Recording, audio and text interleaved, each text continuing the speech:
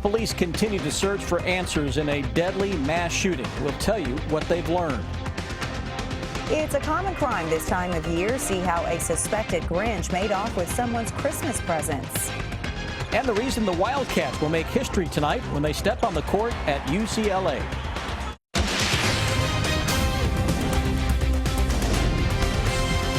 This is WKYT News at 5. We are learning more today about that mass shooting in Southern California. The attack in San Bernardino left 14 people dead.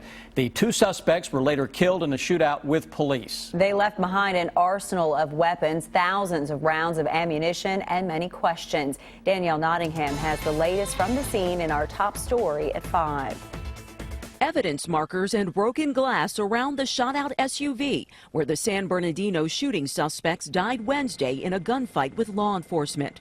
Police say hours earlier, 28-year-old Syed Rizwan Farouk and his wife, 27-year-old Tashfeen Malik, killed 14 people and injured almost 24 others at a holiday party thrown by Farouk's employer. Nobody just gets upset at a party, goes home and puts together that kind of an elaborate scheme or plan to come back and do that. So there was some planning that went into this. Part of their plan involved 3 pipe bombs tied to a remote control car. None of them exploded. Police say the couple was armed with 4 legally purchased guns. The suspects, when they entered, fired somewhere between 65 and 75 rounds from their rifles at the scene. Later, the couple fired dozens more rounds during their fatal shootout with police. A tip led investigators to a home here on this block in Redlands, where police say they found an even bigger arsenal. There were 12 pipe bomb type devices found. There were another 2,000 9mm rounds found at that house. Authorities say neither of the suspects was on a U.S. terror watch list. This morning, President Obama renewed his call for action. Take basic steps that would make it harder, not impossible, but harder for individuals to get access to weapons. Authorities will begin releasing the names of the victims today.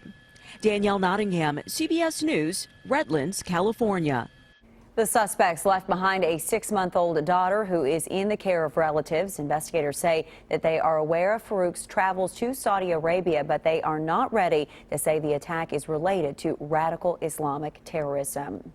Police have made an arrest in a teenager's murder. 22-year-old Terry Farrell is charged with murder and robbery in the shooting death of 18-year-old Jamal Gossett. Police found Gossett dead in an SUV on Kent Drive back on November 22nd. Gossett's funeral was held on Monday. 2 men went before a judge and admitted they killed another man. Aaron Spencer and Brandon Guy entered the guilty pleas today to the 2012 murder of Kenneth Payton. During today's hearing, they talked about what happened the day that Payton died. WKYT's Victor Puente has more on today's pleas. The 2 men charged with murdering Kenneth Payton pled guilty today to reduced charges of manslaughter. Payton's body was found inside of this burned home in October of 2012. Aaron Spencer and Brandon Guy were charged with arson that same month. They would eventually be charged with murder and tampering with physical evidence. Today they pleaded guilty to reduced charges of manslaughter, tampering with physical evidence, and third-degree arson. Their sentences are expected to be between 17 and 20 years in prison. At the time of his death, Payton was dating Guy's mother, and attorneys say everyone involved was intoxicated. Both men admitted to the judge that they set that fire to cover their tracks. It's a situation between the mom and the victim that they have control. And the best way to have the woman that's part of the drugs to death. Spencer and Guy will be back in court on January 21st for their final sentencing. In Clark County, Victor Puente, WKYT. And Aaron Spencer also pled guilty to trafficking in a controlled substance. A suspected Christmas Grinch is caught on video. Investigators in Madison County say a homeowner's security camera caught a woman stealing packages off the front porch. Now they're hoping the video will help crack the case. WKYT's Hillary Thornton shows us who deputies are looking for. The homeowner here along Park Drive is sharing surveillance video of the package heist in hopes that no one else falls victim to this Christmas thief. As a delivered package sits on their front porch, the family surveillance video catches a red car pulling into their driveway. Then, just like a real-life Grinch, a woman walks up to the front door, snatching the package ordered as Christmas gifts. Thanks to social media, a picture of the Christmas thief has been shared more than 1,000 times. The Madison County Sheriff's Office now working to identify that woman. Deputies are giving a warning and providing some tips to those expecting deliveries. We suggest that you set up a time where you may be home that you can receive those packages. I know it's real convenient that you can have it delivered when you're not there, or have it delivered to a neighbor, family member, whatever it may be, that make sure that package is secure instead of just leaving it out on the front porch. And if you have seen that vehicle or have any information, you're asked to contact the Sheriff's Office. In Madison County, Hillary Thornton, WKYT. Investigators say the red car seen in surveillance video was either missing a hubcap or had a spare right front tire. It has been a pretty chilly day across our area. But we have some warmer temperatures on the way that you should like. WKYT meteorologist Jim Caldwell's here with a check of the forecast, Jim. And I've got something else you're going to like.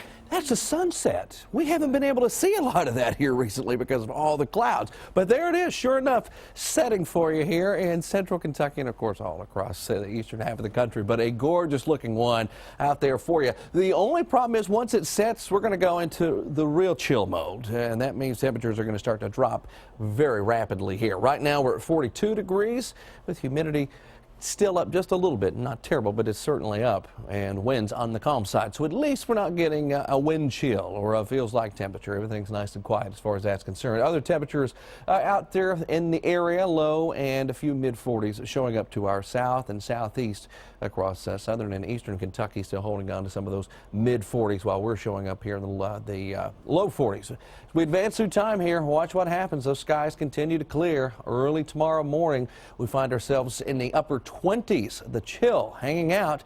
And then as we advance into the daytime hours tomorrow, much warmer than we are today, closer to the 50-degree mark. We will track the even warmer weekend coming up for you here in just a few minutes. Jim, thank you. State police have charged 3 men from Florida in a second burglary. Our county-by-county coverage begins in Laurel County. Christopher Wooten, David Martavius, and Kareem Brown are all charged with burglary and theft for the break-in at a home on Club Valley Estates Road. We're told the group stole more than $28,000 in jewelry and electronics from that home and one on Cricket Creek Road. Wooten and Martavius were caught after a chase on Interstate 75 in Scott County last month. Brown is still on the run. In Callaway County, prosecutors plan to seek the death penalty against a man accused of killing 4 relatives. Police say that Pasquio Aurelio shot his uncle and aunt before setting their house on fire. The fire killed the couple's 1-year-old and 5-year-old children. Aurelio is charged with 4 counts of murder plus burglary, arson, evidence tampering. The case has been sent on to a grand jury. A Bourbon County mother says she had to run through flames with her 2 children to escape an early morning apartment fire. The fire started in her apartment at Rucker Village Apartments on 2nd Street in Paris. Everyone in the building made it out safely thanks to neighbors. Just the thought of, seeing the flames and not knowing if they're in there, that's what really caused me to try to help, and that's why I busted the window out to make sure they weren't in there. The fire destroyed the apartment where it started and damaged the one above it. The Red Cross is helping the families who cannot go back to their homes. The Wildcats will be in California tonight to face UCLA. It will be a history-making game for UK. WKYT's Lee K. Howard is in Los Angeles to explain. For the first time in school history, a Kentucky Wildcat team will play at historic Pauley Pavilion when the top-ranked Wildcats take the floor against UCLA tonight. Now, when you think of UCLA, there is one name that is synonymous with UCLA basketball, and that is, of course, John Wooden. John Calipari said the legendary coach gave him some valuable advice during his first year at Kentucky. I got to spend time with him, and I later called him in 2010. He had a great thing he said to me. I said, "Are you watching my team?" He said, "Yes, I am, Coach." And I said, "What do you think?" He said, "Well, you may not agree, but I think you're playing too many people." He said, "They should earn their minutes in practice, and you should play 6 or 7 guys, and that's who you should play because that's how you become a good team."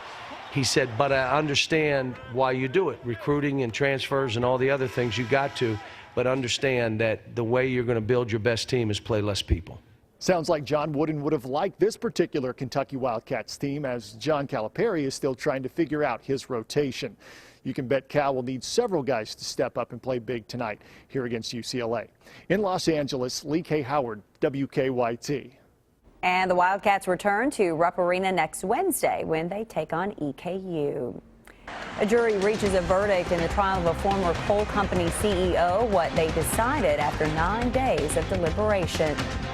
Soda will no longer be an option on children's menus in certain restaurants. Find out which ones are getting rid of it in Better Living. Police arrest 2 people in connection to a string of thefts from homes. Well, one of the suspects told us about the accusations on WKYT News at 5:30.